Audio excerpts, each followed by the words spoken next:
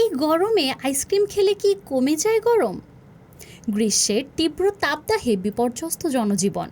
এই গরমে আইসক্রিম খেলে শরীর মন ঠান্ডা হয়ে যাবে এই আশা করে আয়েশ করে চেটে চেটে আইসক্রিম খাওয়া অতি পরিচিত এক দৃশ্য। এই গরমে আইসক্রিম খেলে শরীর ঠান্ডা তো হবেই না, বরং তাপমাত্রা আরও বেড়ে যাবে, আরও গরম লাগার অনুভূতি হবে।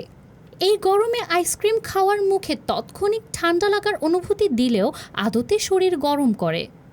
আইসক্রিমে থাকা পূর্ণ ননির দুধ, ফ্যাট, শর্করা হজম করা পাকস্থলীর জন্য সহজ কাজ নয়। যত ধরনের খাদ্য উপাদান আছে এর ভেতর ফ্যাট বা চর্বি জাতীয় খাবার ভাঙা শরীরের জন্য সবচেয়ে বেশি কষ্টসাধ্য।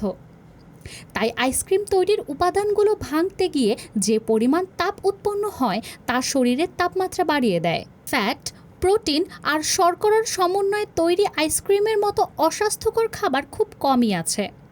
গরমে অস্বস্তি, পেট ফাঁপা, বদহজমের জন্য গরমে আইসক্রিম খাওয়া দায়ী। আইসক্রিম একান্তই খেতে হলে শীতকালে খাওয়া উত্তম। কেবল আইসক্রিমই নয়, এই গরমে যে কোনো কোমল পানীয়, অতিরিক্ত চিনি আর বরফ দেওয়া পানীয় থেকে দূরে থাকা উচিত।